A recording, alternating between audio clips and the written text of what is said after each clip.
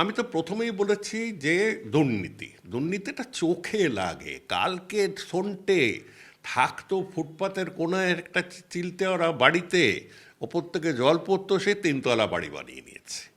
এই 4 বছর 6 বছর 7 বছর বানিয়ে নিয়েছে। প্রতিটি কাউন্সিলর স্কোয়ার ফিটে হিসেব করে বাড়ি ক্লিয়ারেন্স দেওয়ার আগে। স্কোয়ার ফিট মানে এত টাকা আপনি স্কোয়ার ফিট বিক্রি করুন, আমাকে এত টাকা দিন। প্রতিটি এমএলএ, শুধু কাউন্সিলরকে দিলে হবে না, এমএলএকে দিতে হবে, পাড়ার লোক, কোনো কেউ কিছু করতে পারবে না এদের দাপটে। এই 1 নম্বর হচ্ছে দুর্নীতি, দাপট, তোলাবাজি। শিল্প সংস্থান একদম বন্ধ করে দেওয়া। বছরে একবার করে নাটক করতো, ওইখানে গিয়ে অমিত বাবুর সাথে, উনিও ইংরেজিতে বলতেন, বাকি তো নিয়ে বসে কিছু মারওয়াড়িরা পাশে দাঁড়াতেন বা গুজরাটিরা পাশে আসতেন স্যুট টুট পরে, তারা গ্রুপ ছবি টবি তুলে যেগুলো দিতেন। 3.5 লক্ষ কোটি টাকার শিল্প সংস্থার আসবে, ওটা চলে যেত। এখান থেকে লন্ডনে গিয়ে পাশের বাড়ির লোকটার সাথে চুক্তি হচ্ছে। এই যে নাটকবাজি, এগুলো বন্ধ করুন।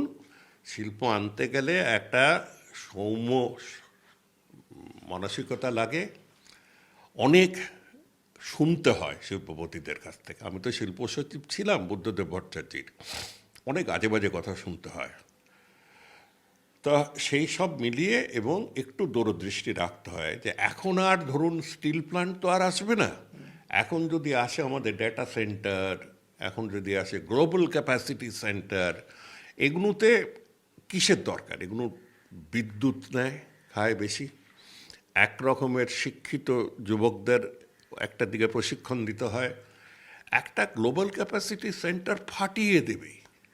এই হলো গ্লোবাল ক্যাপাসিটি সেন্টার, ওই কুয়েত বাহরেনে যেগুলো ইরান বোম মেরে উড়িয়ে দিয়েছিল গুগল আর মাইক্রোসফটের। এই গ্লোবাল, এখন দেখতে গেলে চিন্তা করতে হবে আজকালকার এআই বেসড ইন্ডাস্ট্রি কী আসছে। এইগুলো আপনারা মানে কেন্দ্রীয় সরকারের এবং তাদের প্রতিনিধিদের আমি বলবো আপনারা জানেন। আরেকটি কথা যেটা খুব ক্ষতি করেছে রাজ্যটাকে, সেটা হচ্ছে যে কেন্দ্রর সাথে একটা লাগাতার সংঘাত। দেখুন, আমরা চাকরিতে ঢুকেছি 1975, 57 বছর কংগ্রেস ইন্দিরা গান্ধীকে পেয়েছি। তারপর থেকে বামফ্রন্ট এসে গেছে।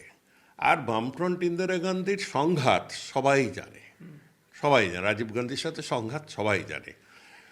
কিন্তু জ্যোতিবাবুর যে গুণটা ছিল, মানে ব্যক্তিগতভাবে বলবো, তিনি অফিসারদের কখনো বলেননি আপনারা দুর্ব্যবহার করুন। বলতেন যাবেন আপনারা, আবার বেছে বেছে বুঝতেন কোন অফিসার গিয়ে দিল্লিতে পারবে আর কে পারবে না। তাদের পাঠিয়ে বলল যে তোমরা এটা গিয়ে তোমাদের লোকের সাথে কথা টথা বলে, বা কাউকে বলতে আপনারা যাবেন গিয়ে কথা টথা বলবেন, ওখান থেকে নিয়ে টিয়ে আসবেন করে আমাদের ছেড়ে দিতেন। গত 10-15 বছর এমন হয়ে গেছে যে একটি সচিব যদি তার কাউন্টার পার্টের সাথে কথা বলে কেন্দ্রে, তাকে বলবে তুমি বিজেপির দালাল।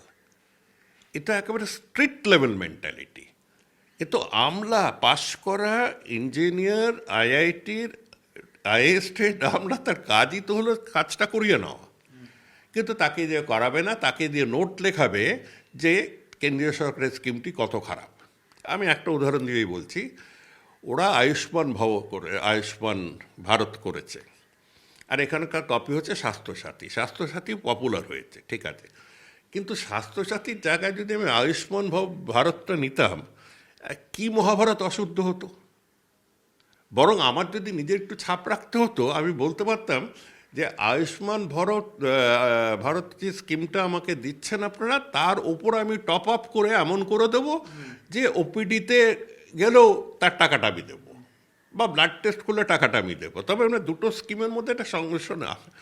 তা না করে ওখানে আয়ুষ্মান আমরা স্বাস্থ্যসাথীর জন্যে ভালো কাজ হয়েছে, সব হয়েছে, কিন্তু রাজকোষ তো খালি। হ্যাঁ, সর্বশিক্ষা অভিযানে ওই একই, সমগ্র অভিযানে একই খেলা, 100 দিন নিয়ে একই খেলা। এই যে কনস্ট্যান্ট সংঘাত কেন্দ্রর সাথে, আমি ভাগ্যচক্র, এটা জাস্ট মজার গল্প বা লাগে যে সচিব পর্যায়ে চাকরি করেছি আমি 31 বছর, বা 32-এর কাছাকাছি, 16-16 একবার মেপে 15.5 বছর রাজ্যর হয়ে, 15.5 বছর কেন্দ্রর হয়ে। আর একবার রাজ্য একবার কেন্দ্র, একবার রাজ্য একবার কেন্দ্র করছি। কিন্তু আমি কখনো বাম আমলে দেখিনি কোনো হিংসুটে পানা। হ্যাঁ, তখনও কিছু লোক ছিল, বুদ্ধদেবকে বলেছে ও হলো জানেন কংগ্রেসের পেয়ারের লোক। আরে ওসব টাইপের লোক থাকবেই, কিন্তু কখনো দেখিনি ইনস্টিটিউশনাল বাধা আমার প্রতি বা কোনো অশ্রদ্ধা। এখন হয়েছে কি, তখন মানে আমি ওখানে গিয়ে রাজ্য সরকারের হয়ে চিঠি দিচ্ছি, এখানে গিয়ে কেন্দ্রীয় সরকারে লিখছি, আর আমি তো প্রফেশনাল ব্যুরোক্র্যাট, আমার তো এটাই কাজ। কিন্তু এই প্রফেশনাল ব্যুরোক্রেসিটাকে শেষ করে দিয়ে গেছেন মমতা ব্যানার্জি একা।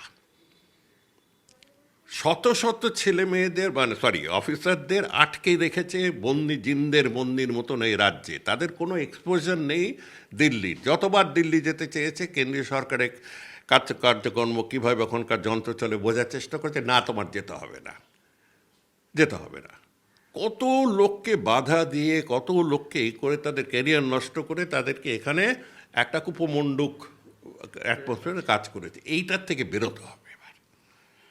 এক হচ্ছে কেন্দ্র রাজ্যের সংঘাত থেকে তো বেরোতেই হবে, আর একটা হচ্ছে ওয়ার্কিং রিলেশনসকে সেভাবে আনতে হবে।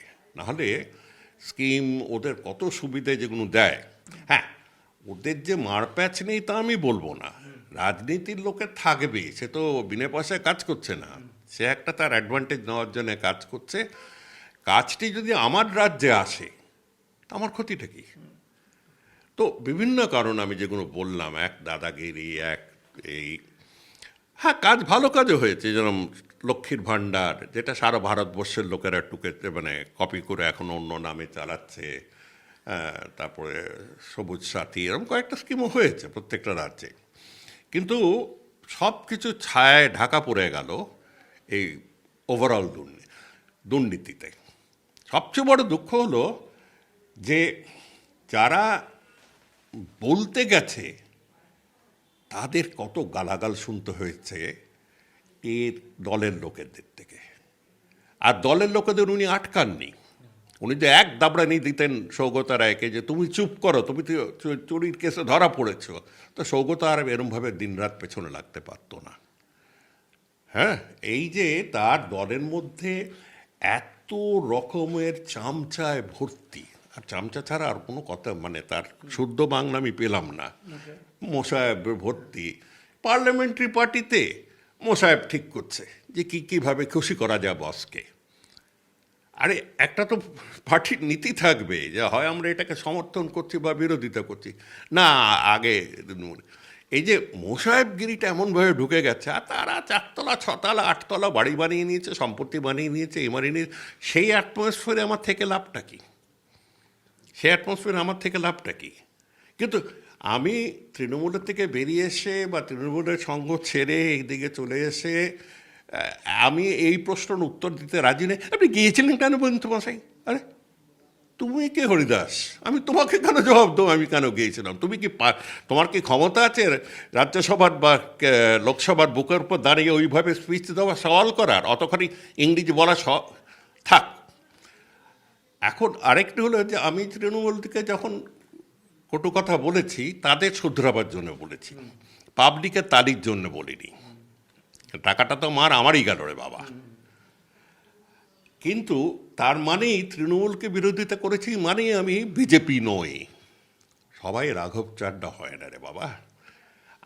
আমার মতন প্রিন্সিপাল থাকে, আমাকে যদি জিজ্ঞেস করেন আপনি কোন পন্থী, আমি বলবো আমি বাংলাপন্থী, আমি বাংলাপন্থী। বাস, তাতে বাংলার জন্য আজকে কালকে যদি বিজেপি খুব ভালো কাজ করে আমি রাস্তায় নেবে বলবো বাহবা। বাংলার জন্য যদি করে, হিন্দুত্বের জন্য যদি করে আমি আটকে পড়ব।